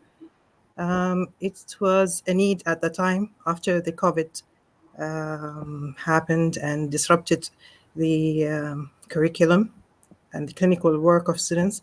So we needed to know exactly how are students going with their clinical work. Somehow it evolved to be something more interesting. And we concentrated on fifth-year students, graduate students. And it was quite interesting to see, we had only 7 weeks before the final examination of students. We had a system where we divided the students who had severe problems, students with medium problems, and students who have no problems, for example. And we had files where we filed all the information that we gained from students. We had papers, or we can say forms, for the first visit of students. Within the 7 weeks, we had 3 visits for each student of fifth-year students. So we had a first visit form and then follow-up form. It was quite interesting because it ranged from medical situation, family situation of the students, and even financial situation. It was a very interesting experience for both the students and the mentors. As the mentors, one of the mentors, I had a feedback from one of the mentors saying, do we actually know our students? Because she was surprised that she had one of her students who had a psychological issue, and she used to go to a psychiatrist or a psychologist, and she was under medication. And one of the problems that these medications were affecting her, causing her to sleep long hours, which could affect her performance in the examination. So knowing this information was quite important before the exams of these patients, of these students, sorry. But all in all, it was a great experience for both the mentors and the mentees.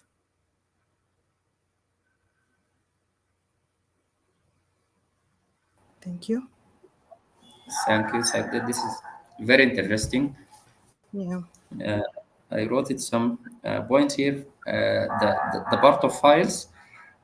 I'm sure you have done this, but we need to have files. And like in hospital, if we have we need to have the confidentiality about these files. We need to write the word confidential, okay, in the files, and we need to keep confidential. Good evening. Welcome, Dr. Muhammad.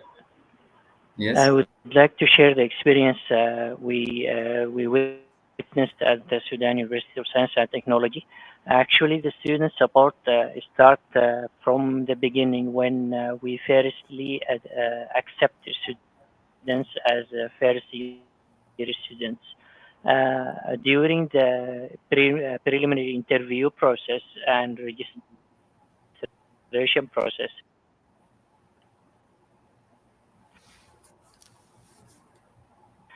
student must, and that's one of the major steps in the registration, must meet not only a few of the staff college, but must also be interviewed, trained to be to fill in order to start this student file from that moment on until the student graduates. And going on, one of the important steps in each year registration is to meet that office, the student support office. It is totally separate from the academic staff of the college. The mission of that office is totally dedicated towards looking after students and their problems, whether they are academic or otherwise. And in case they found that there is a need for referral for a psychiatrist or a psychologist, there is appointed psychiatrist or a psychologist at the center, the university center. It is in a different location. So there is a referral that will be a referral form that will be filled, and the academic staff are informed. This office has the authority to allow students either to take part in the exams or to withdraw and postpone their studies. I think that was a very helpful process to help students in addition to the academic staff being involved in a student support system.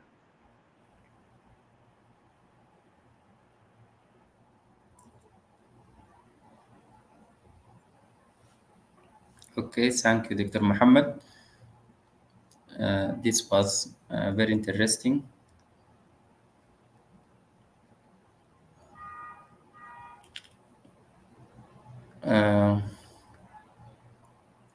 There is a question by Dr. Shaima. As mentioned in the presentation, there are many skills and abilities must be addressed and solved within the advisory system. Is there a regular training for staff, faculty in terms of all three types of advices or types of advisory system? I guess this depends on the different institutions, but we need to do it. If it is not done, we need to be done. As mentioned, at the St. Jacob School, they trained the staff, and this is very important. For a successful system, we need to train the staff, and as we mentioned, even the students. We make the students aware of the system, about the resources available for them to support them. So if it is not done, it need to be done. Fadwa is sharing that there are regulations at some schools that as an adult, the student do not involve his or her family. I'm not getting this well. If Fadwa can explain more. Moreover, this is by Samah Badr, awareness of university administrators about importance of student support system and how it affects student well-being and outcomes, which will lead to the achievement of program outcomes and fulfill. And this was mentioned. Thank you, Samah. This was mentioned earlier. The support of the administration is the key for success of any program. We know the money, the resources is at the administration. If they don't understand the importance of this, maybe our effort will be useless. So we need to involve the administration, the students, the staff, and other stakeholders.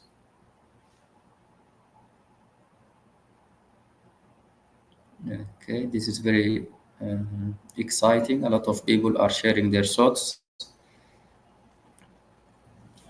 If I go back to what was mentioned by Sagda, sorry, Hisham, one of the important things she mentioned the word of the division of their themes. They divided the students into students with no problems or the students who are doing well, and in this case they will need just infrequent advice to follow them. Students with medium problems and students with low. So this is one way of tackling the student advising, especially if you have fewer advisors and more students. This triage will help you identify students with problems, and you can do more advising for them. Hisham? Yes, thank you very much, Dr. Khalid and the groups. Actually, we're thinking about so the fact that the student support service in our universities, probably the governmental universities, to be more precise here, is not that very well developed as far as it comes to my knowledge. And on the other hand, the private sector is very much evolving in all aspects. That include the service for that will be provided for health professional education. So a question come to my mind, Dr. Khalid, and probably the audience. Given the privatization movement all over the world, including Sudan, of course, is there any room to privatize the student support service, that's to say, to be carried out through corporates, whether it's national or international, particularly for governmental sector? And is there any experience of privatizing the student support service in governmental universities? Thank you.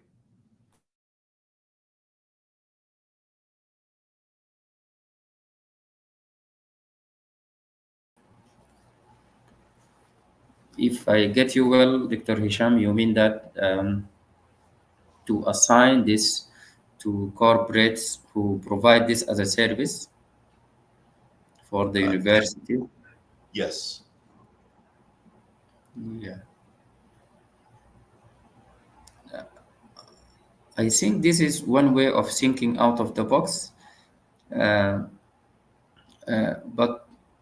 again, this will be having the same problem of administration support, and sometimes, and this is related to the student support. The students will always look at their staff as role models and mentors. Okay, so I guess for student support in general, we need our staff to be the advisors. The students know their staff. They look at them at their mentors, at their role models, and they will be very closer to their advisors.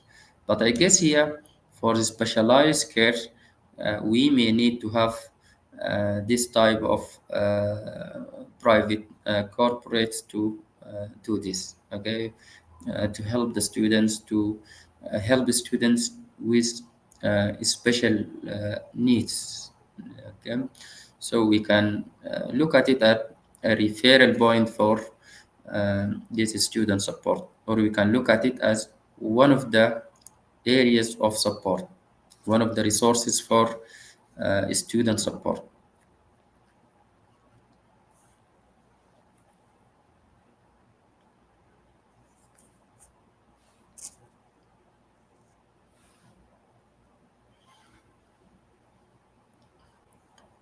Any other?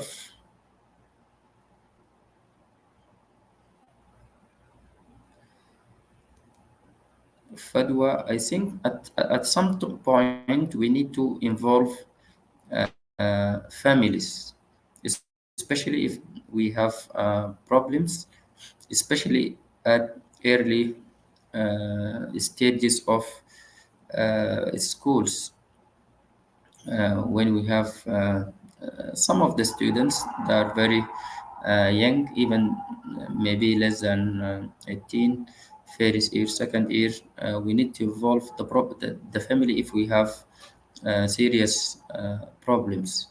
But as an advisory or as student support in academic and personal, sometimes we deal with mature students who can take over their problems.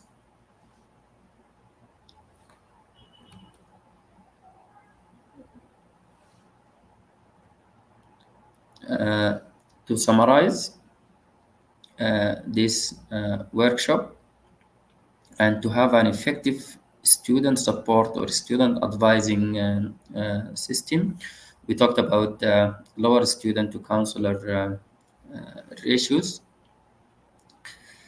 We have something mentioned by some of you. At some schools, we have 30 or 40 students per counselor or advisor. We need to lower this. We need to filter. We need to make SIMs.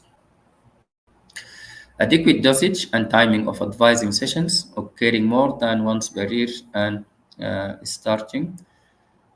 So we need to do more dosage, more timing for advising sessions, not only one per year.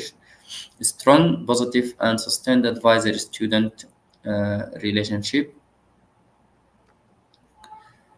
Autonomy, supportive advising strategies that enable students to satisfy their need for competence, relatedness, and autonomy. And this was mentioned earlier.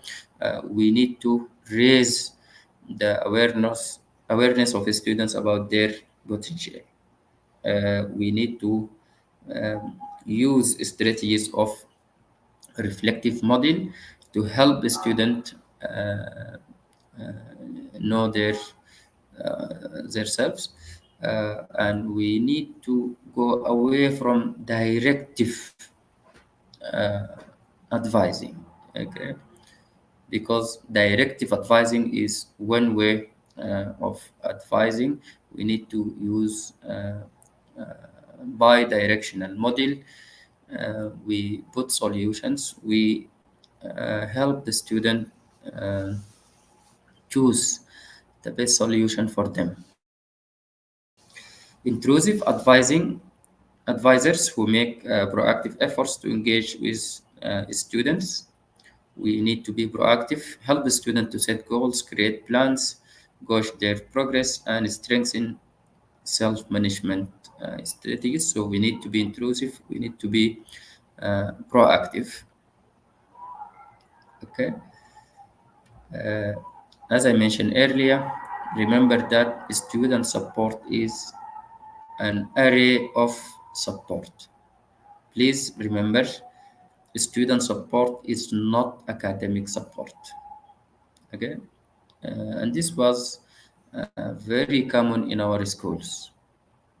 Whenever you talk about student support, they just go to academic support. No, student support include a wide range of services, supports, which are provided to students. Okay, if this is the most important things in this session, we have to remember. Again, here are some of subject. Thank you very much. I hope this was helpful to you, and we benefited from this session, from this workshop. This workshop, I think, is very important in our health-related professions and school.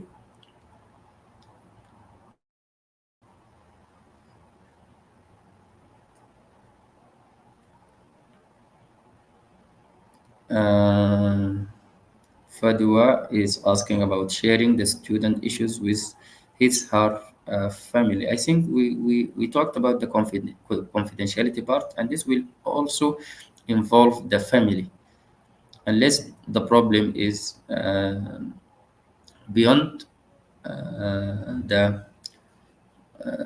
administration or the advisor or the support system. Then we need to involve the family. If we have a psychiatric problem, and we need to involve the family. But sometimes the students are mature, and sometimes they don't accept to involve their families. Okay, so it is dependent on the issue which is discussed in the student support.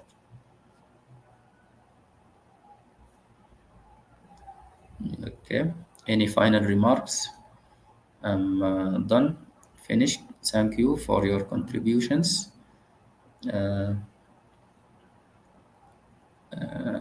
I'm sure, yani, because of the disruptions now in Sudan, a lot of you had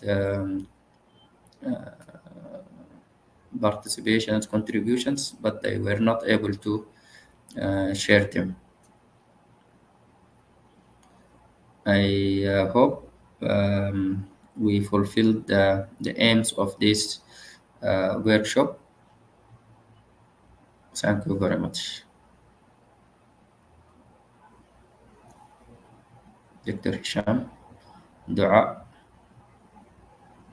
Thank you very much indeed, Dr. Khalid, for the very insightful session.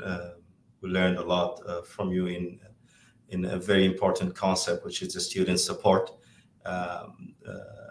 The principle of student-centeredness is always a strong driver for us as health professions, educators. And indeed, talking about this particular issue will address and shed the light in very important concept that will help us to move along and improve all aspects related to student support. So once again, I would like to extend my greatest appreciation for you and your insightful session. I would like also to extend my gratitude to all candidates and participants for their fiery discussions over the chat, the extensive work and presentations during the group work. Thank you once again. By this, we came to conclude our first pre-conference workshop day.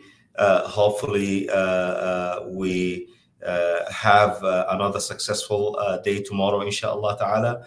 We invite all of you to be on board tomorrow, inshallah, in the second pre-conference workshop day. نختم بسبحانك اللهم بحمدك نشهد أن لا إله إلا أنت استغفرك ونتوب إليك. جزيل الشكر للدكتورة دعاء وكذلك الفريق التقني في إدارة المنصة الافتراضية. شكرا جزيلا. السلام عليكم ورحمة الله. شكرا جزيلا.